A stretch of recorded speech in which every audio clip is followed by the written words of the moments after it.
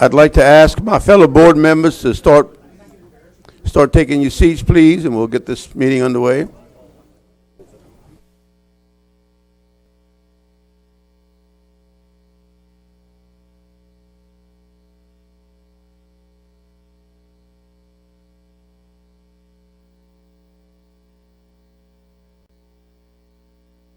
Thank you. I'd like to call this meeting to order, and I'd like to ask that we all rise for the pledge and remain standing for a moment of silence.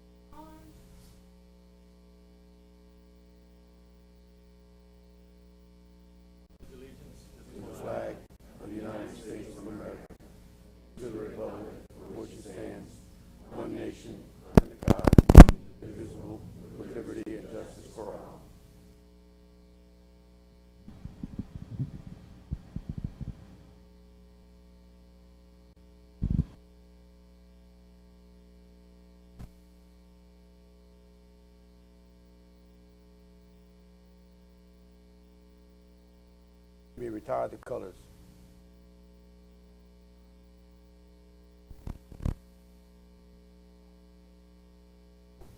Forward, hard.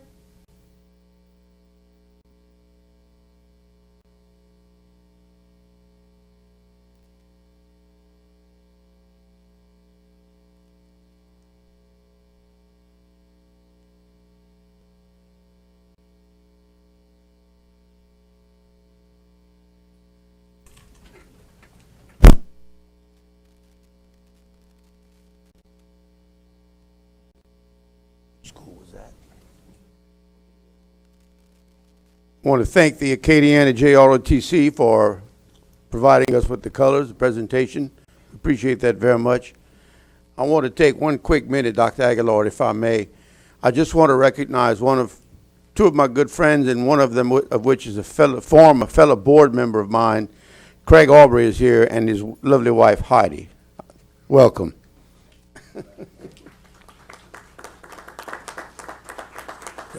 Dr. Aguilar, do you have any opening comments? Yes, sir. Thank you. I wish to recognize at this time two of our high schools that have received the Bronze Award from the U.S. News and World Report, denoting them as high-performing schools based on state exam performance. This is part of the publication recognizing the nation's best public high schools.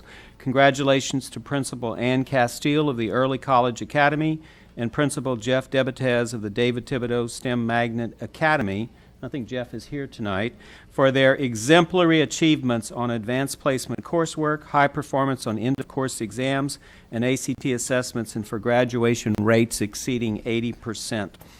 3,545 schools across the country received this award.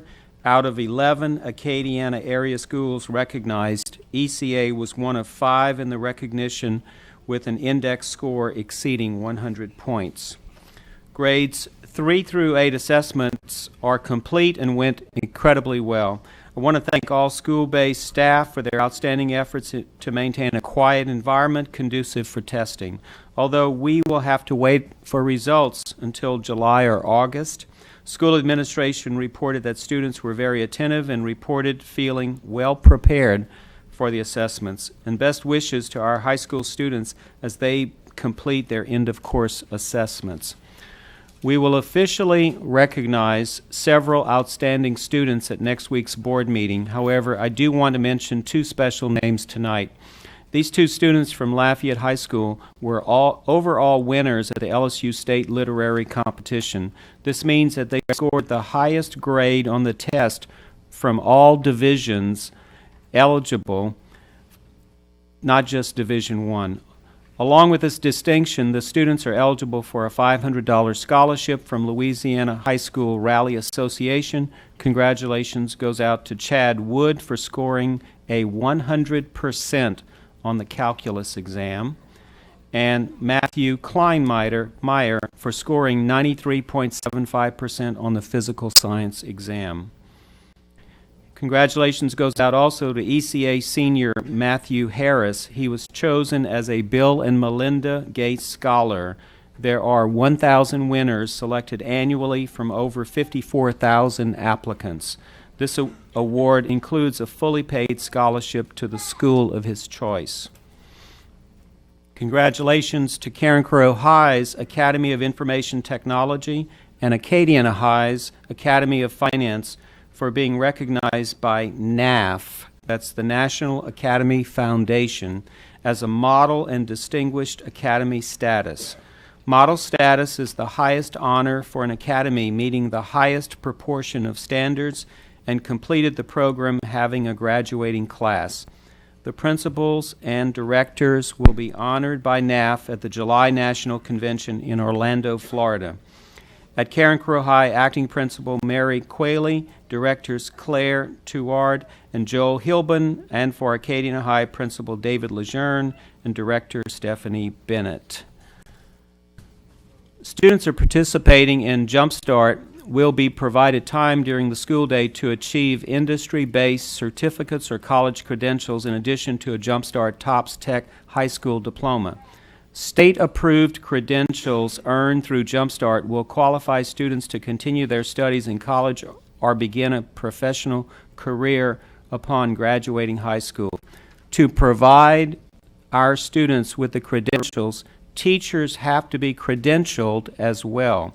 Our teachers have done an amazing job with 107 teachers earning credentials this year alone. The LPSS CTE department will continue to offer assistance and support to teachers and administrators in the credentialing process. Congratulations to the teachers who earned credentials this year. The number of teachers earning credentials at each school: Acadiana High had 23 teachers. W.D. Mary Baker Smith Career Center had 13. Carencro High had 23 teachers. David Thibodeau STEM had 2. Lafayette High had 16. La Rosen had 6. NP Moss had 1. Northside had 7. Como 14. Paulboro 1. And Youngsville Middle 1 credentialed teachers.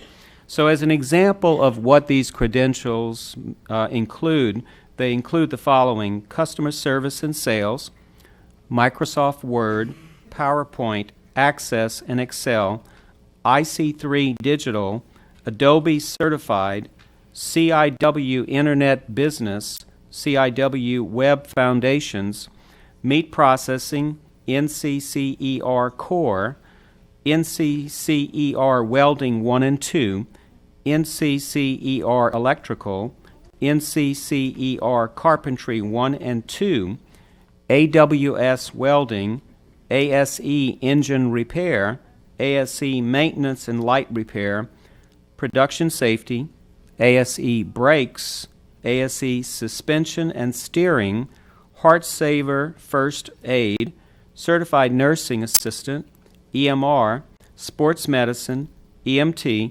Continental Kennel Club, Basic Canine Care, Pre-Professional Certification in Fashion Apparel and Textile, ProStart, ServSafe Foods, and American Association of Family and Consumer Sciences.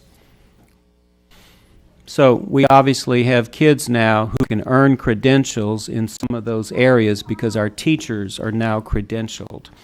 The Louisiana Department of Education released preliminary data on graduation rates for high schools across the state. The data reflects the graduating class of 2014-15 and identify the percentage of students who graduated from high school in 4 years. The combined graduation rate for schools in Lafayette Parish was 75.9%, a significant gain over the previous graduations rate of 68.8%.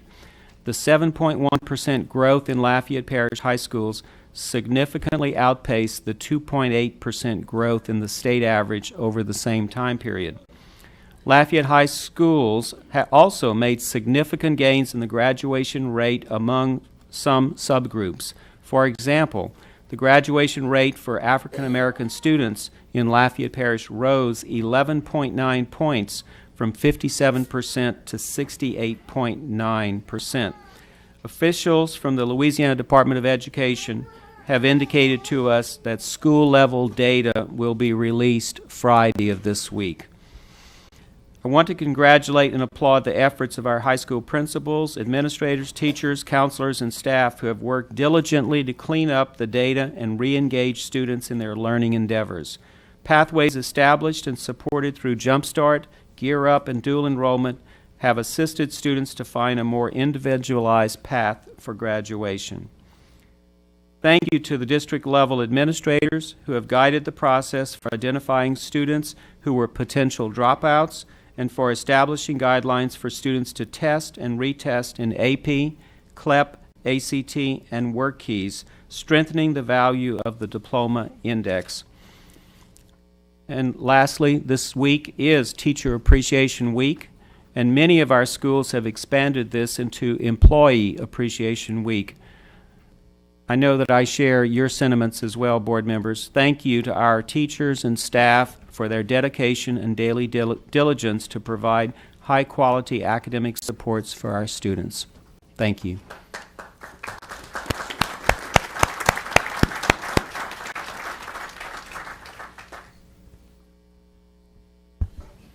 Thank you, Dr. Aguilar. Moving along then, under item 2, we have a time-sensitive introductory item, early obligation and release of funds for textbooks and consumables. I think we have costs on that, Ms. Samick? Yes, sir. Actually, February 3rd, you approved this item, but we have updated it, and we're asking you to approve it again. I think Dr. Aguilar has some of those textbooks that our students are using right now. You have an agenda item later to discuss purchasing social studies books, so I brought some representative examples of what 12-year-old social studies books look like. But you were requesting a motion that we move this item to action, item 2. Yes, sir. Okay. Ms. Morris? Also move 2.1 to action. Second it. Okay, and seconded by Mr. Latchley. We have any questions or comments from the audience concerning item 2.1? Any questions from any members of the board? If not, we'll call for the vote.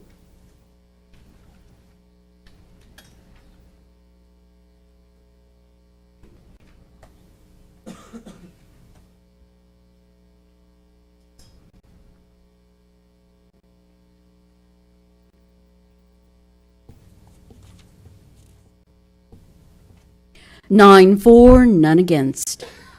So, Melvin, will that be like 3.12, 3.12, or? 3.18. Oh, I'm sorry, there's another page. 3.18, okay.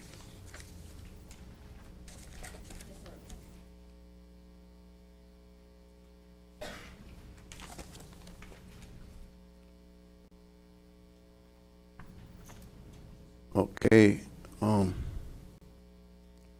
I will now read the titles of the items up for adoption, and if you wish, just wish to pull any of them, let us know. We'll pull it, and then we'll discuss it before we vote on it.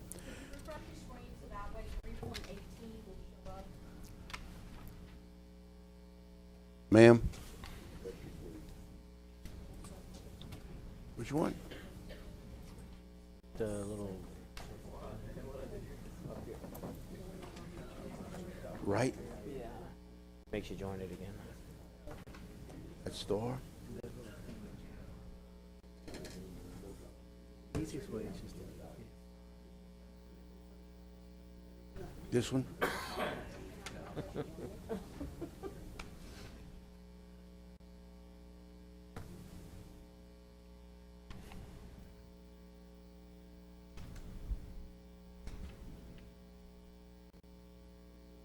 Okay.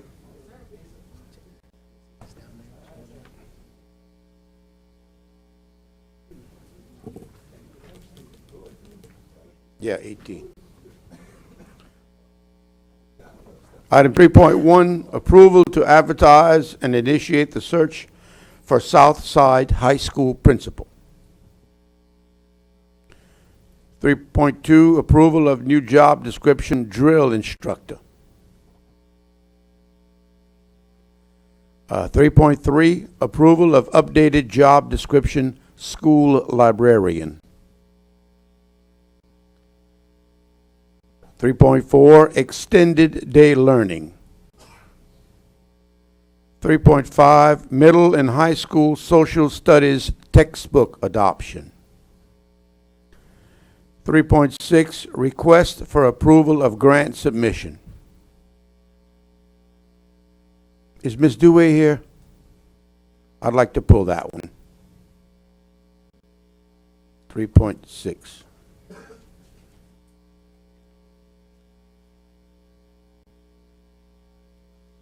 .7 adjustment to the 2016-17 district calendar.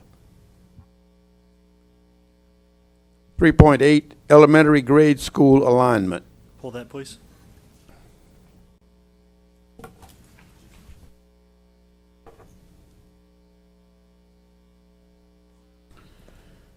.9 STEM grant submission.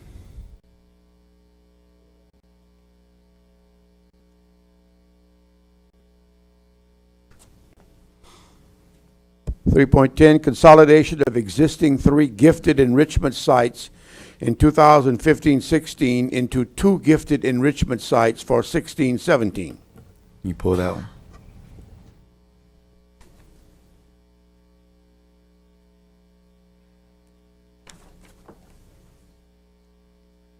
Item 3.11, approval recommendation RFP number 18-16, routing and equipment software for the student transportation, field trip management, and fleet maintenance. Pull that one, please.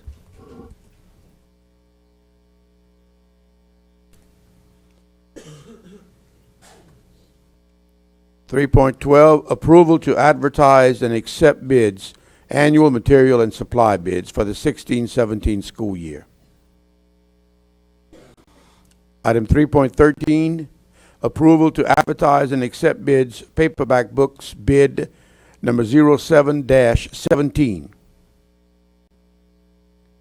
3.14, approval to advertise and accept proposals, Medicaid billing and electronic medical service records services, RFP 25-16. 3.15, general fund budget revision legal fees. 3.16, permission to advertise and bid Scott Middle underground HVAC piping replacement. 3.17, request permission to advertise and bid covered walkways at Boucher Elementary, Prairie Elementary, Galette Elementary, and North Side High School. And 3.18, early obligation and release of funds for textbooks and consumables. Pull that, please. 318. Mr. President, I move that we approve all action items with the exception of those pulled. We have a motion by Mr. Centini, seconded by Mr. Latchley, that we approve the items not pulled. Any questions or comments from members of the audience? Members of the board? Yes, sir, Mr. Hidalgo. I just wanted to say that I didn't pull it, but I did want to say that I'm excited about item 3.1. I know you read it, Mr. President, but I'd like to read it again. Approval to advertise and initiate the search for Southside High School principal. I'm just excited about that, and I wanted to make the statement. Good luck, Dr. Aguilar.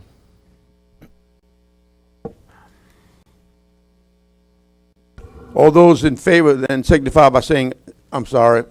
Madam Secretary, we'll call for the vote.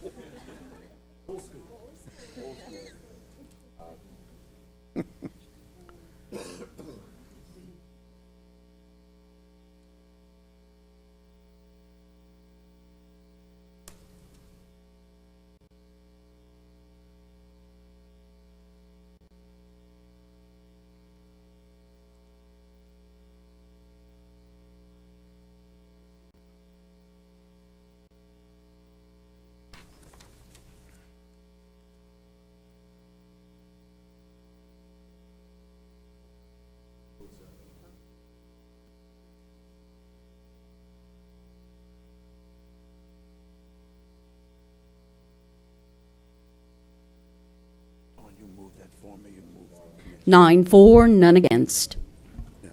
Okay, motion carries. We'll move on to item 3.6. Ms. Morris. I move that we approve the grant submission. Second. We have a motion. Is that you, Mr. Elroy? Mr. Centeni, I'm sorry. Centeni, second. I asked to pull this item. I just wanted to ask Ms. Dewey. She knows what I'm going to ask her. I know you're applying for a grant. I know exactly what you're going to ask me. Is it going to cost you any money, Ms. Right. Angel? We don't have. Do we have to hire anything or spend any money to get this grant?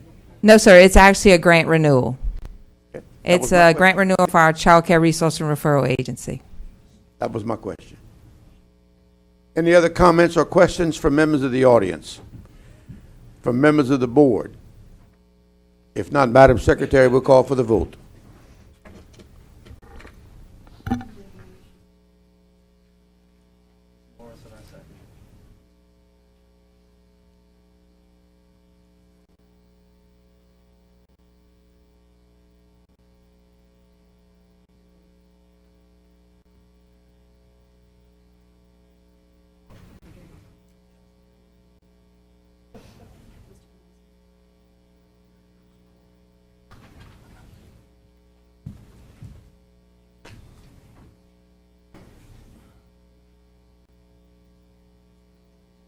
Nine, 4, none against.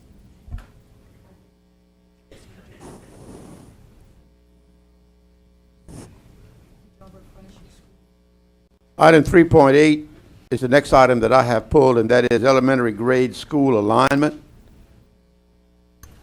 Mr. Centeni, Mr. President, I move that the board adopt the recommendation to realign selected fifth grade school assignments for the 17-18 school year. a motion by Mr. Centeni and seconded by Mr. Hidalgo that we realign the school for fifth grade assignments for 17-18 school year. Any questions or comments from any members of the audience? Members of the board? Yes, sir, Mr. Centeni. I had a very simple question for Dr. Aguilar or his staff. I'm concerned about adding additional students to Broadmoor Elementary, plus specifically adding another portable building to the campus where we've used up a great deal of the playground already. Do we have, I assume that some of this additional population would be alleviated through rezoning. Is that what you're envisioning? Yes, sir. The rezoning would adjust some of that population. I've also been in touch with Mr. Bordelon in Facilities and Planning, and while there would be some impact on the playground, he feels that we can move a portable building there. Okay, thank you. Yes, sir, Mr. Hidalgo. Mr. Craig, or Dr. Aguilar, I know that Dr. Aguilar and I spoke about this very briefly, but I just wanted to make sure that we publicly address it. For example, Catherine Drexel, especially since we've approved a new school, I certainly don't want to move any Butler buildings out there when we're going to be potentially moving locations. So I know that a potential rezone would create the opportunity for fifth grade by that school year.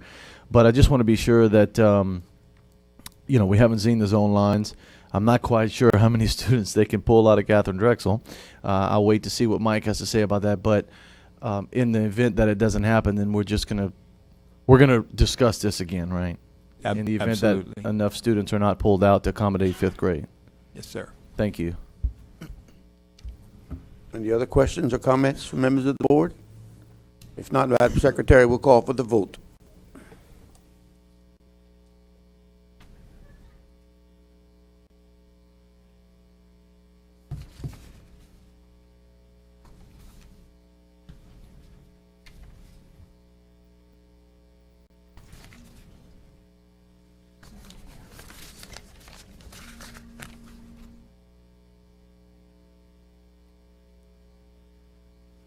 Must not.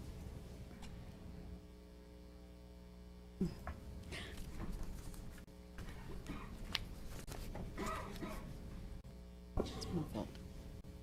It's 9-4, none against. Okay, motion carries. Grant submission for STEM grant submission, item 3.9 was also pulled. Mr. Mr. President, Elroy?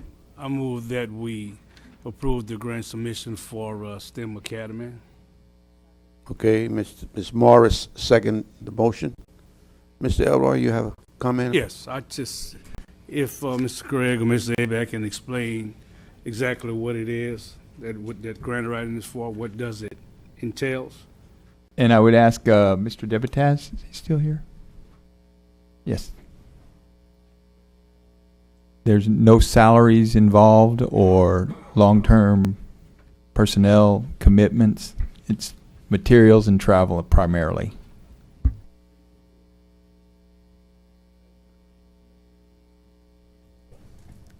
Thank you. This was a grant that we had written. It's an outreach grant, and it was to pay for the ISS project that's been completed at this point. We're just waiting on board approval to get reimbursed for this. There are no salaries. It was for the project that we just recently sent to space. Mr. Debitet, that was the experiment in space? Yes, sir. It is. Overall, how did it go? It's going well. Great, great. Yes, sir. Thank you. Any other questions or comments? If not, Madam Secretary, we'll call for the vote.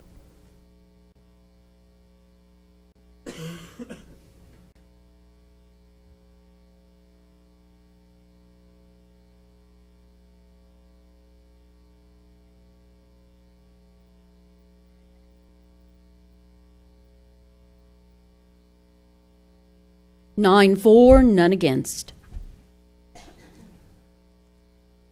Item 3.10, consolidation of the three existing gifted enrichment sites in 15-16 into two gifted enrichment sites for 16-17. Dr. Chasson, I think you asked for that to be. Yeah, but I'll let you guys make a motion if you wanted to first. I don't have a motion yet. I have some questions. I'll move to approve the proposal to consolidate the 3 enrichment programs into 2. I'll second. Okay, we have a motion by Ms. Morris and a second by Ms. Morrison that we in fact approve the consolidating of the 3 gifted enrichment sites. Dr. Chasson? I was just curious to know the reasoning behind the proposed item. I met with Dr. Aguilar this morning. He can tell you. Dr. Aguilar, on that 3.10, he has a question, just basically what. Sorry, I didn't see it. I'm sorry, you caught me off guard there. I'm sorry. Yeah. The reasoning behind the consolidation of the enrichment sites. Yes, sir. It turns out that there are no students in the Paulboro zone that attend the pull-out enrichment program at Paulboro. We are literally busing students across the city to Paulboro for the enrichment program. We can accommodate those 20 public school students within the 2 existing sites. We can actually save 1 teaching position and reduce transportation cost to the district. That's why we're making the recommendation. Okay. And that site is going to be permanently closed, so no more enrichment at Paulboro? Well, it's the middle school gifted program is still at Paulboro, and there's no impact to the gifted program as such, no impact to the school's SPS score. They were hosting these students, but we were paying transportation cost, and we were funding at least 1 additional teacher that we don't need to fund because of the size of the enrichment program. Okay. So it just makes sense numbers-wise. Financially, it makes great sense for the district. Okay. Mr. Hidalgo? Dr. Aguilar, you mentioned 20 students? 20 public school students and 18 private school students. So of the 20, how many of those would go to Youngsville Middle? Mr. Thibodeau, I think, has those details. Thank you.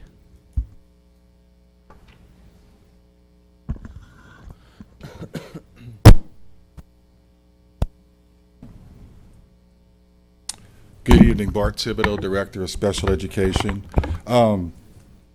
Just to make sure that we're looking at the same numbers, we're actually indicating 36 total students, 22 22. Of those, 11 are non-public school students and 10 are within the system.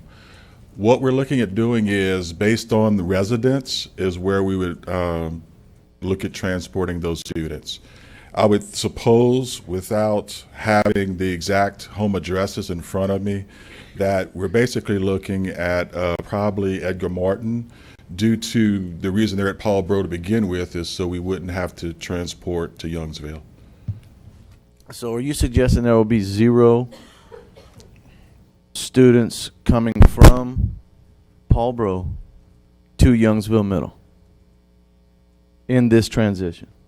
I'm thinking potentially they will mostly go to Edgar Martin based on the student's address. The likelihood is there. How many open seats do we have at Youngsville Middle? It's my understanding we basically accommodate whatever. It's one-day enrichment. We're actually moving those Youngsville Middle students, those 5th graders, to GT Linden, so we'll have some additional space for next fall at Youngsville. That's what I'm talking about. Thank you.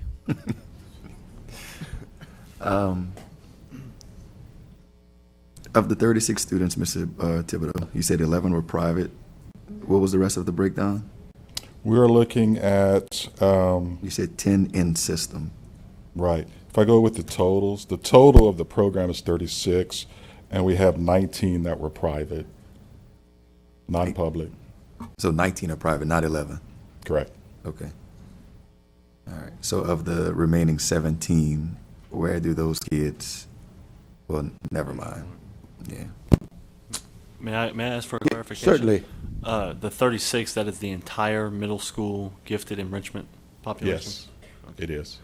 Now, I've had a parent contact me and make the point that when their child was in middle school, identified as gifted, and they got to attend the pull-out program at Paul Bro, that it served as a nice transition to help them make their decision to attend Paul Bro full-time.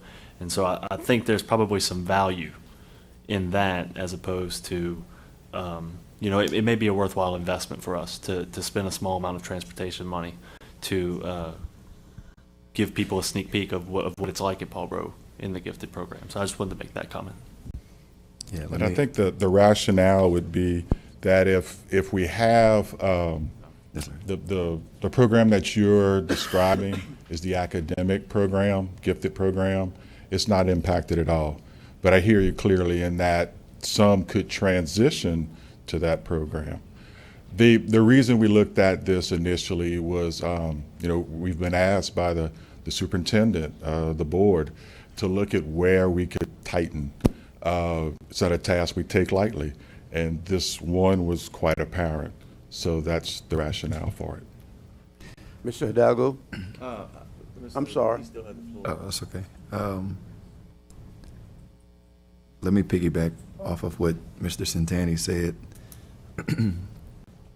I had spoke with one of the administrators, and they had mentioned to me that, well, it is a nice transition going from Paul Bro 5th grade enrichment. You get to see the campus, and it dispels the myths and rumors that a lot of folks have about Paul Bro, which is where it's located, and the gifted and enrichment or gifted and talented being combined with the regular students.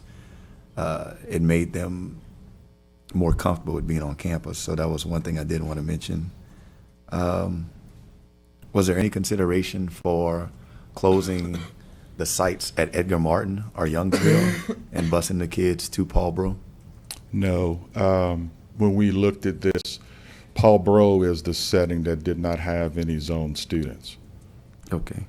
How many kids are attending the Youngsville enrichment? We have a handout that we've prepared that we can distribute to the board. Please. On it, you'll get it. It's 3 pages. The first is looking at Paul Bro, and the second is Edgar Martin, and then the third is Youngsville. And there's a breakdown of the students there. Karen Derwin is the supervisor of the Gifted Talented Program, and she'll give you that. Mr. President. Yes.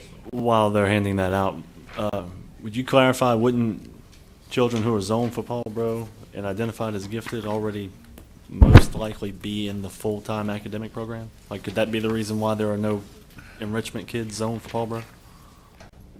I would not know if that's the reason or not. It's something we can certainly explore.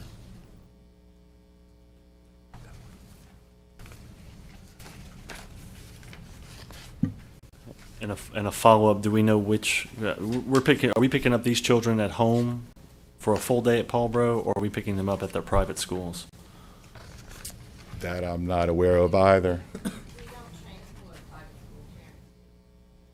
Okay. Thank you.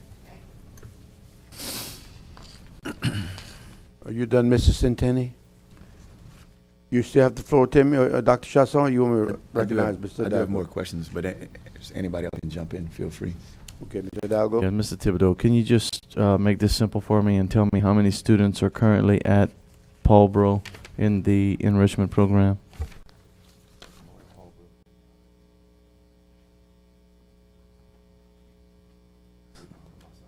Oh, no. I'm looking at 36. The bottom column. Oh, I'm sorry. Right here. Yeah. Yes, sir.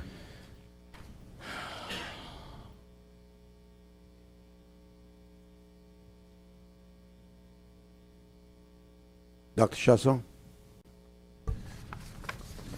I'm just taking a look at the breakdown, and understandably so, kids that are at Broussard Middle attend enrichment at Youngsville. Kids that are at Milton attend enrichment at Youngsville. But right along the same accord, kids that are at STEM attend enrichment at Paul Bro. And kids that are at Karen Crow attend enrichment at Paul Bro. At Lafayette Middle, you attend Paul Bro. So I understand there's no kids in the Paul Bro zone, but based upon the proximity of where the enrichment site is versus where the kid goes to middle school, then looks like Paul Bro would win, because Paul Bro has 36 kids compared to Youngsville's 30 kids. So if there's more kids attending enrichment at Paul Bro and their schools are in proximity closer to Paul Bro, then I would think we'd want to keep the Paul Bro site open, especially since it leads into gifted and talented and enrichment for 6th, 7th, and 8th grade at Paul Bro.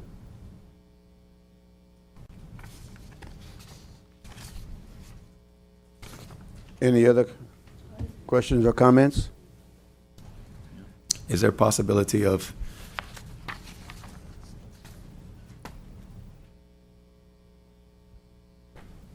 do any of these schools need any room?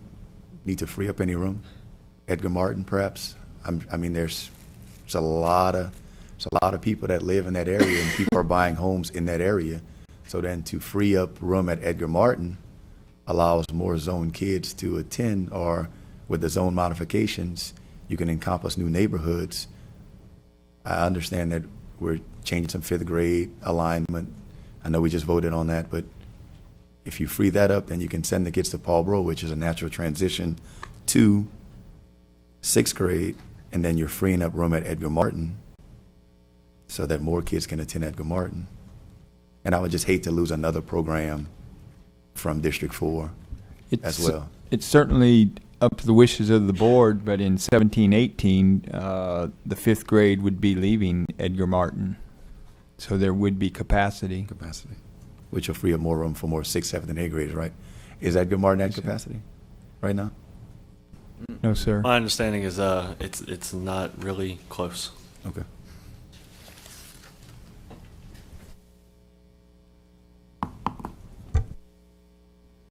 Yes, sir, Mr. Hidalgo. What is the natural progression? I mean, how many of these students progress into the program at Paul Bro? All of them? I'll defer to Ms. Sterling. Most of our enrichment kids do not go into the academic program. They stay through 8th grade enrichment. They stay either at their, some of them attend Alamo for schools of choice. A lot of them do. Some of them just want to stay closer to home. Our Milton kids were tending to drop services until high school because they were on the bus far too long, and the parents just said it's just too much. When we opened Youngsville, we got some of those kids back into our program. And most of the enrichment kids some of them will go into maybe STEM, school of choice, or another school of choice, or ECA. We get some who go to ECA, but for the most part, they will go into the academic program in high school. They stay in enrichment. These kids tend to stay in the enrichment program through 8th grade. What's the real cost savings? I understand the cost savings on the teaching position. What I don't understand is we'll take 36 students who, as Dr. Chasson suggested, come from, Karen Crowe Middle, LEO, Judy's, Lafayette Middle, and we're going to bus them to Edgar Martin, probably, as you said. So we're taking. How are we saving money on transportation in this scenario? It's probably more savings in the teacher, the Okay. staffing. And that Instead makes of needing sense. 6 teachers, we need 5. And that makes sense to me. That's And the biggest issue. that tells me that the And- pupil-teacher ratio in Right. that program is a lot lower than it needs to be. It's to run it well, and because the teachers pull the kids for the entire day. They don't go to PE or recess or whatever. They are with them all day. So to do that, you have to have at least 2 people at a site. And then you get into the regulations of what the state requires for minimum and maximum numbers and things like that. So to do it at all 3 sites, you'd need 2 people at each site. If you consolidate it to 2, then you can do it with 3 at one and 2 at one because of the numbers that would be there. We do anticipate that some of those private school students will end up at the Youngsville site, and some will end up at the Edgar Martin site. That will be determined based on residential zone. Also, the schools of choice kids, sometimes depending on the transportation issue, that's also based on where you live and not where you go to school for your site. So that the transportation, because they pick up at home, usually, for those kids. Thank you. And so what do we normally, what figure do we normally use for a teacher and the benefits? I want to say 67,000? You're correct. Around 67, 70,000? Yep. Okay. Savings. Okay. Dr. Chasson? So, for Paul Bro, 1 teacher has these 36 kids? 2. Right now, when we opened Youngsville this year, it was with the expectation that it would expand because of the population growth that way. It expanded much quicker than we anticipated. What we did to start the year is we took our two teachers at Paul Bro, went to the Youngsville site 1 day a week with another teacher coming in once the numbers began to grow, and then also for her she was there part of the day. She was an itinerant teacher, and that was part of her day to go in and help with that program because it was all 4 grade levels. Usually we divided by grade level. Because it was just opening, we did it in 1 day with all 4, and then the growth, it doubled fairly quickly. So the 2 teachers who were at Paul Bro were also going to Youngsville, and we would need to have each site running independently of each other as far as the teaching staff goes. But why were we moving teachers to Paul Bro when there's more kids at Paul Bro versus Youngsville Middle? They were only going 1 day a week. They were at Paul Bro for 3 of the days. It was, some of the numbers from Paul Bro ended up being Youngsville kids, so they went there. So some kids left Paul Bro and went to Youngsville? Well, they had been zoned for the Paul Bro site. Mostly those Milton kids and even some Youngsville Middle kids were not going. When we brought the program there, those students came back into the district, into our program. They got back into the gifted program. I understand what you're saying, but the numbers suggest that Paul Bro has 6 more kids in enrichment. Well, the reasoning was that Youngsville has zone kids that attend the site. Edgar Martin has zone kids that attend the site, so there's no transportation there. Okay. Paul Bro has zero zone kids that attend the site. So all their kids, all their public school are being transported there. Paulboro's zone isn't that, I understand the argument, Paulboro's zone isn't that wide. We all know that. Paulboro's zone, if 3 blocks away from Paulboro, depending on what side of the street you live on, you either go to Paulboro, and I can look at my neighbor across the street, and you go to Edgar Martin. So it's not a good argument for me. But most of the kids who Oh. attend Paulboro are in the academic program. That's what I meant by there are no kids, if they're zoned for Paulboro or not, and they're going to Paulboro, they're in the academic program. So what teacher would be lost? It would be adding a teacher that we wouldn't need to do. We would have to add a 6th slot. We can do it with 5 the way it is. So there's 2 at Paulboro, there's 3 at Edgar Martin, and there's 2 at Youngsville? Well, there's like there's a half at Youngsville right now. They're going in to help to fully staff the Youngsville site. We would need to have 2 teachers there. And that would not be the 2 current teachers because they would have to be back at Paulboro. Okay, so which teacher is lost? What we're doing is we're going to absorb the half teacher in our elementary itinerant program because they go to the schools to provide the services. So we were making some changes there to accommodate not having to lose or hire. So if all 36 kids go to Edgar Martin, which is what we're suggesting, right, then... Well, some of those kids would go to Youngsville because they're private school students. But that's not what Mr. Thibodeau said. Dr. Chesson, might I interrupt? Go ahead. I'd like to make a substitute motion. All right. That we close the Youngsville Middle site and consolidate at Paulboro Middle School and Edgar Martin Middle. I'll go ahead and second that for discussion. Okay, so the substitute motion that we close the Youngsville site and consolidate the 2 being, Paulboro Middle School Paulboro and and Edgar Edgar Martin Martin. Middle School. Yes, sir. And this is under the theory that we probably don't need to be expanding programs in the southern end of the parish as we're trying to build classrooms to offer basic regular education. And we certainly want to serve the needs of those students.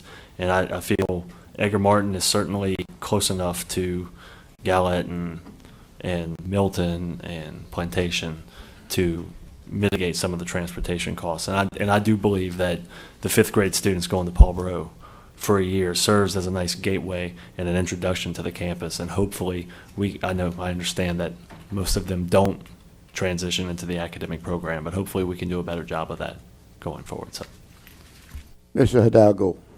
Yes, Mrs. Thibodeau, or Madam. I see here that the vast majority of the students that go to Youngsville now are really not zoned for Youngsville either.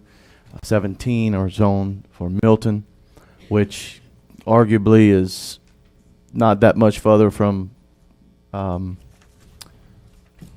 Edgar Martin than it is from Youngsville. I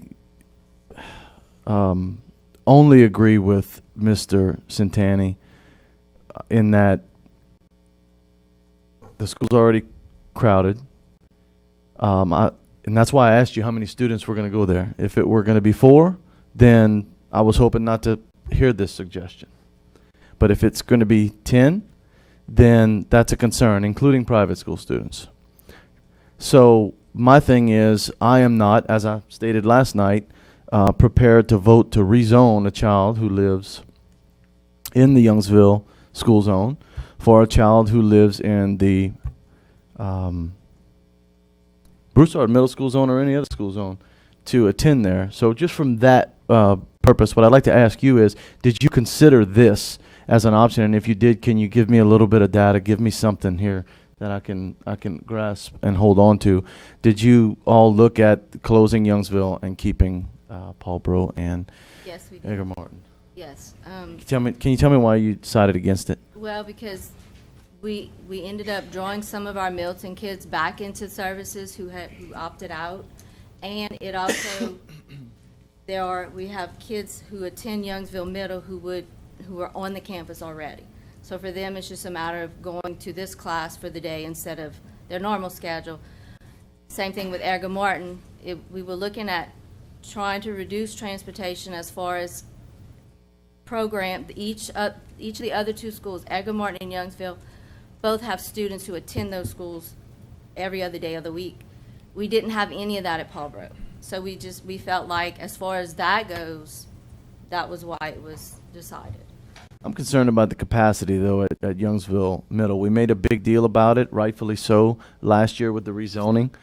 And if we have 10 or 15 or 20 students between, children maybe in the Paulboro zone, in the Paulboro area, as well as private school students, we know where a lot of private school students come from. If we have, a couple handfuls or more of students that are going to go to Youngsville, and I guess you all can decide that they'll go to Edgar Martin. I don't know how that works, but my concern is the capacity, and my concern is even carving out a neighborhood out of the zone. It's already, with growth, it's already, at a pretty hefty capacity. That's my concern. And I did talk to Ms. Nunez about that before, and with Linden keeping their 5th grade, we felt that she felt she would have room. So that did come up in our conversation. Yes, sir, Dr. Aguilar. So just information for the board. I've been notified just by text that with the Youngsville Middle School, 5th graders leaving, that we're looking at 9 empty classrooms at Youngsville Middle.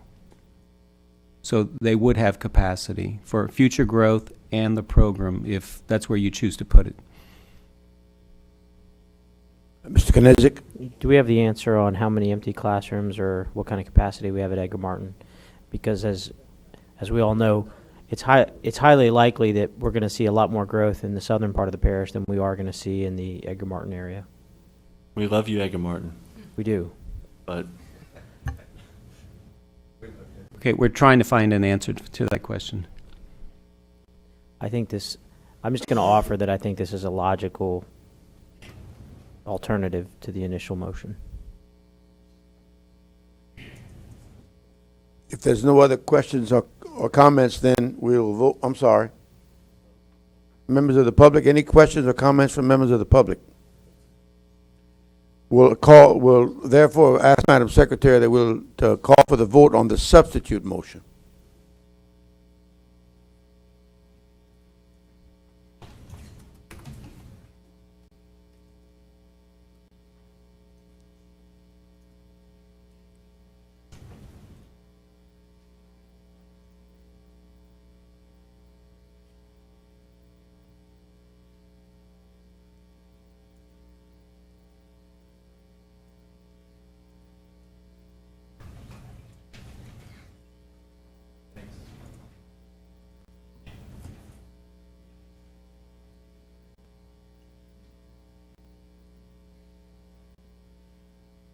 Seven for, 2 against. Okay, substitute motion carries, or the original motion dies. We shall move on to item 311, to approve proposal recommendations, RFP number 18-16, routing and planning software for student transportation, field trip management, and fleet maintenance administration. Mr. Knezik? We would entertain a motion, if you will, to get it started, the discussion. Well, I move that we approve the proposed purchase of RFP number 1816, routing and planning software for student transportation, field trip management, and fleet maintenance administration. I'll second. And Ms. Morrison, second. Mr. Knezik, you want some? I do. Discussion. I have. Well, first off, I want us to know what we're buying. This is $750,000, a significant chunk of our budget. I was alarmed at the price, but certainly, if there's value there, and if it does what we think it does, if we can save 5%, say, of our $21 million transportation budget, maybe it's worthwhile. I was hoping Mr. Evans can talk to the board about what we are buying and why we need it. Good evening, Board. Good evening, Dr. Aguilar. Damon Evans, the Director of Transportation. What we're looking at doing is getting, we want to become more efficient in my department. This will help us actually do that. The 5% efficiency that you're talking about, we may not be able to hit that because that is a pretty lofty goal, especially for my department. But a 2 to 3% efficiency might be able to stick. What we're purchasing is a software system. It's a complete system. It's the whole enchilada. It's not just a bare bones software package. It is everything that we need to do our job in transportation. What we have now is basically just a software system. That is it. It does not track our field trips. It doesn't know where our students are. It doesn't know where the bus is going to pick up, and it doesn't have GPS. It can't find buses. It doesn't do any of that. All it does is basically say, okay, this is a route. These are where the kids are. These are the kids that are supposed to get on the route. That's all. What we're trying to do is we're trying to become more efficient and take a look at where our efficiencies are. This new software is not as archaic as what we're doing now. What it is, it's a point and click system. It's a web-based system. And it's much more efficient.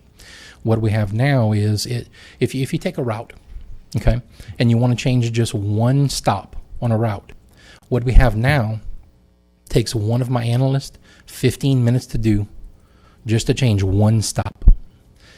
During the presentation that we had to the executive committee from Tyler Technologies, that particular process, if you wanted to change one stop on a route, took 15 seconds. You could literally do an entire route in about 2 minutes. It would take pretty much about 3 hours just to do one route in the system that we have now. So that's why it takes us a long time to do that all year long. We're continuously updating routes as we're doing it. And we want to get much more efficient what we're trying to do. I know it's a big chunk. It's a big expense. And believe me, I don't want to be up here saying, hey, we got to spend more money, especially when we have to find $20 million next year. I think it's worth it. It's worth it because my department is going to become more efficient. We're going to be able to track every single one of our children in this entire district that rides a bus. We're going to be able to track every single bus and tell you exactly where that bus is 24 hours a day, 7 days a week, even on Christmas. We're going to be able to see exactly what we're spending on every single one of our field trips. And it's a web-based system. Right now, I've got one person working a full-time job and overtime just to keep up with just our field trips. This field trip software that we're going to implement with this program does pretty much everything online. It started at the school because they request it. It comes into the office. We put a driver on it, and the only thing else that we do is approve it after it's done. And it's linked to everybody's accounts. We don't have to do any invoicing. We don't have to do any mail outs. We don't have to play Guido to go get paid. We don't have to do any of that. It's very efficient, and it's going to help us do our job better. You mentioned the student tracking, and for the rest of the board, the executive committee viewed two presentations from the vendors many months ago. I think it was many months ago. So some of this stuff is in there. It's just a little dusty. But if I remember right, with the student tracking, every student is tracked when they get on the bus, and I believe a parent would have the ability to know where their student is in the bus route. Is that correct? That's absolutely correct. They would have an app that they could download onto their phone, and every single day they could pull up the app and see where their bus is, where their student is, and exactly how long it's going to take that bus to get to their stop, and when their student is off the bus and when their student got on the bus. If I could interrupt, one of the components of the software will also be a fleet maintenance program that will, now that we own most of our buses, that will be a way for us to monitor when maintenance is needed and notify the garage so that we can get those buses in for timely service. And if I may expand on that, it actually tells our garage exactly when it needs an oil change on every single bus. by usage of the bus. It tells you when you should change the radiator fluid, when an inspection is due, everything that you could possibly imagine. It's actually hooked to. It's actually hooked into the GPS, and the GPS actually talks to maintenance and tells them if our drivers are good drivers or if our drivers are bad drivers. Now I know every single one of you get calls, because I get calls on a daily basis from around the district saying, hey, your bus is speeding. We will know exactly how fast our buses are going because it says it's doing 42 miles an hour in a 25 mile an hour zone. We can pull it up. We can see it. You can touch it. It's there. And, you know, everybody would have access to that. Mr. Latchley? One question for Mr. Evans, Yes, sir. please. I can see the $750,000 for the first year, the $150,000 basically for renewal costs. The travel expenses are $92,000. Is that for members of this company to come here to work with us? That is correct, sir. That's like a consultant fee. How many? It's how actually, much support are they going to give you for this $92,000? It's actually built in so many days that they actually come, train, get everybody on board, make sure all of our information from JPAMS crosses into the software, make sure all the bugs are out, and it's for all of their travel, all of their training, and everything else. Appreciate it. Yes, sir. And I believe that's 15 days we've contracted out for. Are you done, Mr. Latchley? I was just going to ask if Mr. Knezik, yourself, or Ms. Morris could maybe give us some input on what the executive committees, if there was a recommendation, did y'all vote on this that night, or did y'all have a recommendation to kind of steer us? Well, I'll offer that certainly the bells and whistles are impressive, of the ability to track a student, the fleet management, the GPS. I think those are attractive features. I think the one thing that we benefit from the most is if we can develop 3 to 5 percentage points of efficiency in our routing, and maintain that, then we can save the money. I mean, if we save 3% of 20 million, or 21 million, we're nearly paying for the software service. I think long term we need to, if we're going to operate this world-class 300-plus bus transportation system that's taking kids all over the place for schools of choice and whatnot, I think we need to have some sort of ability to, develop the accurate, the best algorithms, right? Because that's what this is. It's this big algorithm software. It's a big math problem. And we need to make sure that we have the ability to do that. So I do think it is a worthwhile expense. I am comfortable with delaying the vote until we get a presentation, until the full board gets a presentation, if that's y'all's desire. I would recommend that we do move forward with this. I do have a question, and I will lead to that. Why we're budgeting this in the capital improvements? I don't know if that's a Billy question or... Typically, any software conversion, that's the funding source that we've used in the past. And then once it's up and running, the maintenance in subsequent years would be funded with general funds. Mr. Elroy? Mr. Evans, in that $750,000 in the perfect situation, how long do you think it'll take us to break even or start reaping the benefit of that? Mr. Elroy, if I told you right now, I'd be lying to you. All right. It 5, 10 years. I think it's probably less than 5 years. For the break-even point on this one, for the efficiencies that we're doing, I can tell you that a lot of the recurring cost is because of the GPS and the bandwidth that we're using and the student tracking. But doing that, we would know where our kids are. I would say within a 5 years, we would recoup at least the $600,000. That's what we did with our buses. Over 6 years, we're going to have them paid off, and the rest of the 20 years that we're going to be using those buses is all free money. It's not free money for me, but it's free money for where we need to use it. We do need to keep some of that to repay buses in the future. But that's our goal. To try and pay for this thing in 5 years. Do we have a history of, let me see if I can put that in, leaving kids or forgetting kids? Do we have a history of that? By some mistake, not I'm not blaming anyone. I'm just saying. Let me tell you that every Friday is a journey. Usually, pretty much every Friday, especially during football season, we lose 3 or 4 kids. We don't lose them. They get misplaced and they don't get on their bus and they don't go home, but they go to the football game and they don't tell their mom and dad. Well, it takes me and my staff probably 2 hours to try and find this person, and nobody leaves until we find them. There was one instance on a Friday afternoon. We had the police involved, we had the sheriff's department involved, and we found, one particular lady at a junior high at a boyfriend's house at 9:30 at night, and that was an issue for us. And we waste a lot of time doing that, and making sure kids get placed on the right buses. With the student tracking that we have in place with this company, it tells you exactly when they got on the bus, exactly when they got off the bus. It tells you if they didn't get on the bus at all. And it tells you if the wrong student got on the wrong bus.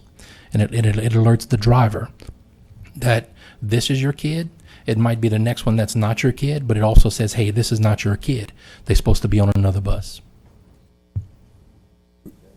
Mr. Centeni? I have a question for Mr. Guidry. This $756 is obviously an upfront cost. Do we pay the $147 per year after that? Is that correct? Yes. Okay, then I have a substitute motion. I would move that we approve the awarding of RFP number 18-16 and direct staff to reduce transportation's budget by $300,000 for the upcoming year and years thereafter. I'll second. I have tremendous confidence in your staff, Mr. Mr. Knizik, second the motion. Well, I believe that you guys can achieve the savings that you say you can achieve, and we're going to hold you to it. Well, I can tell you that for next year's budget, we went through it, and $1.5 million was put back into the budget just because of our lease payments. And after 6 years, that's all free money. Some of that has to come back to transportation to rebuy buses in 15 years, but a lot of that money can be used somewhere else. And I've ever since I got here, I've tried to reduce as much as I can every year. So we'll hit whatever you tell us to hit. Mr. Knizik? I had one more question on the technical part of the capabilities. Can we go back in time if we get a complaint on a bus or if there's an accident involving a bus? Can we go back during for 30 days? How far back can we go, and does it save the data as far as the bus speed, trajectory, location? Well, I can tell you that this particular program does have a complaint software system. Right now, we have nothing but paper, that we're doing on a daily basis and making a lot of calls. It has a complaint system that we can actually track any complaint back as far back as you want. As for the GPS, it is about a 45-day reversal. So we'll have you data can on track the it bus. about 45. We'll have for any block of 45 days in the past, we can look at and know where every bus was, how fast it was going, the route that it took. In the past 45 days, absolutely. Okay, is this going to be installed on only LPSS-owned buses, leased buses, or will it also be installed on contract buses? I'd have to take a look at the numbers. I believe we actually brought it forward for all 300 buses, for all of our buses. Now that's something that maybe the board has to decide if we want to do it just on board buses, or put it on our contract drivers as well. Well, wouldn't that affect the cost if there's there's got to be some sort of hardware that they have to install for GPS? Yes, but that includes all the hardware, both install the hardware, brand new hardware, and any kind of subsequent upgrades. Right, so the 756,081, do we know how many buses that includes? I think we bid for 300 buses. Yes. And that includes every bus in our system plus our reserve buses. We have 300 and... How many buses do we have? We have 301, I believe. Okay. That's all I have. All right. And Dr. Chasson?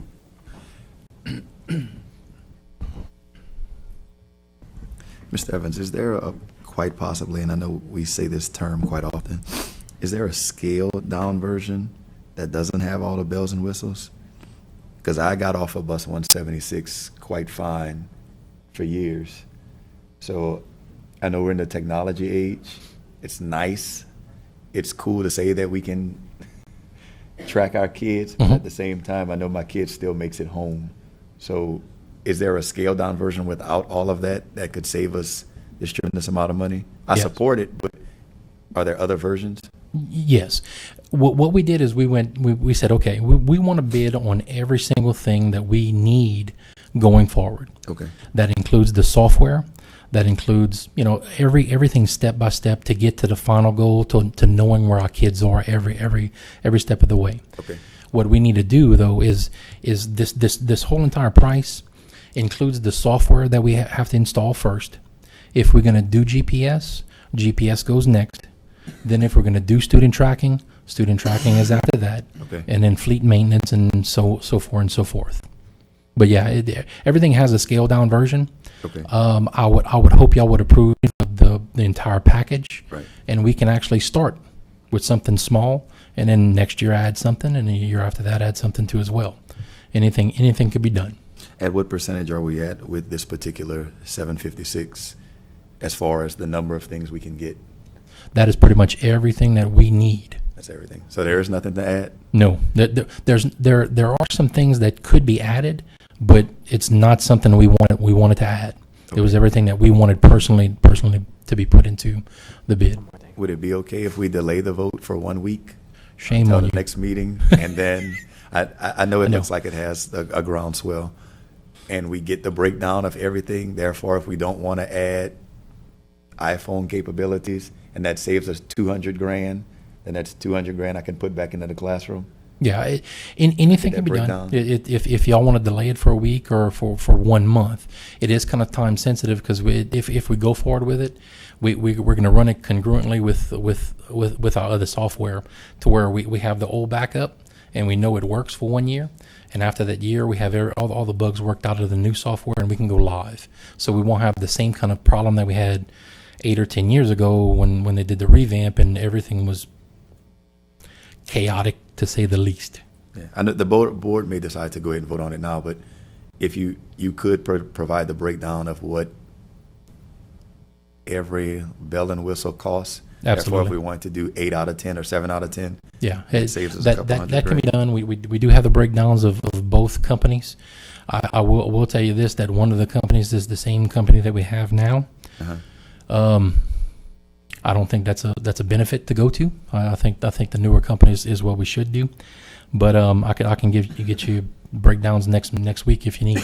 Okay. And are either of these companies one of those all or none situations like with Red Flex with, well, if you don't want to do the full thing, then we're going to pull our proposal? No, this is what we brought to them. Nobody actually brought something to us and said, "Hey, this is what I offer." We brought to them and say, "This is exactly what we want," and we gave it to both companies, and they came out with prices. Okay. If anyone wouldn't mind postponing a week, I would like to. I can't offer a substitute motion, but I prefer to delay it a week so we could just take a look at it. And if we decide in a week everything is fine, okay. If we can take out 2 or 3 things and save a couple $100,000, I prefer to do that. Mr. Kanizik? I don't disagree with Dr. Chasson. I also, if what's the name of the company here? Tyler? If Tyler would be willing to brief the full board on what they briefed the executive committee, I think we could benefit from it. I think the public could benefit from it. The other thing I was going to point out was if having this software helps us in a potential litigation for a bus accident, it could save us a significant amount of money if it was just one accident. If we could have more factual evidence on what our bus was or wasn't doing at the time. So I think that's an additional benefit that's not as obvious. Any other questions or comments? Any comments or questions from members of the public? Mr. President? Yes, sir. I would like to withdraw my substitute motion. All right. That would bring us back to the original motion. I would like to... Did you make it? Amend my motion. All right.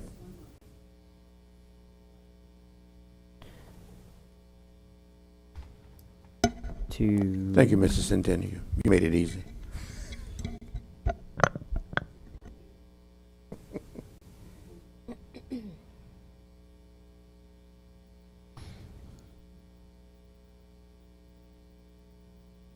I'll just withdraw my motion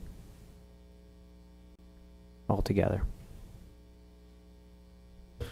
And Mr. President, Okay, I move that we defer this item to, when would they be able to come? Would they be able to come next Wednesday? I'm sure I can have them there more if you need, but I would.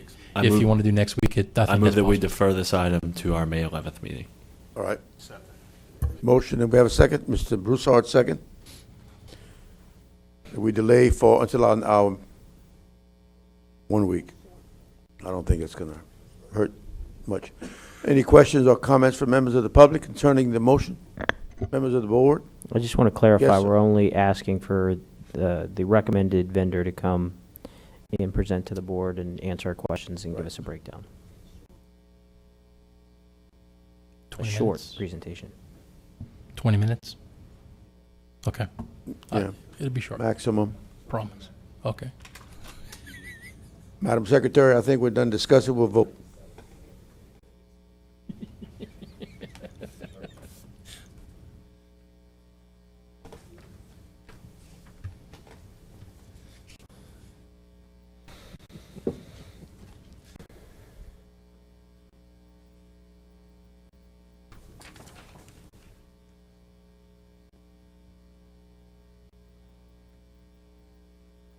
I don't recall pulling 13. Huh? We didn't pull 313, did we?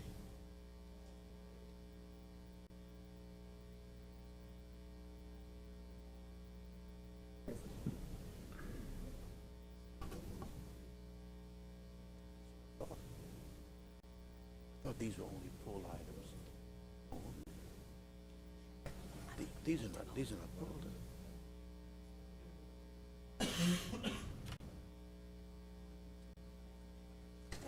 We need to get you vote.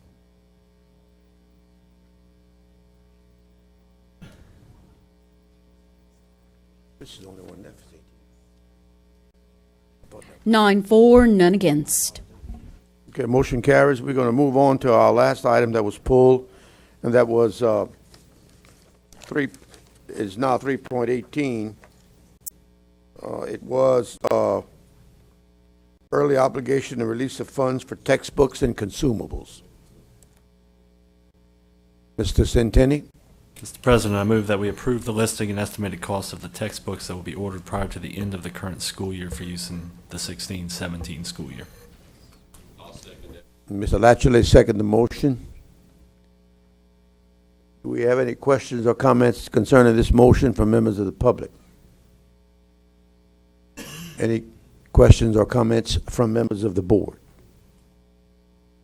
Yes, sir, Mr. Centeni. I wanted to just, I know that it's the early obligation and release. Are we booking this expenditure against the 16-17 budget or the current year's budget, Mr. Guidry? 16-17. And is this expenditure included in the agenda items that are listed for tomorrow's meeting? Yes. Thank you very much. Any other questions or comments? If not, Madam Secretary, we'll call for the vote.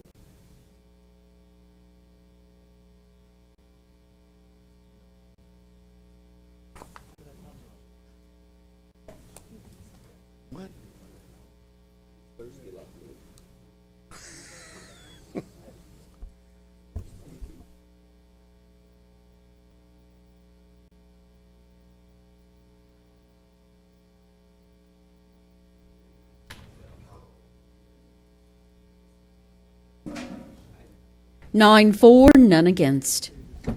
This concludes all of the items on the agenda. This meeting is adjourned.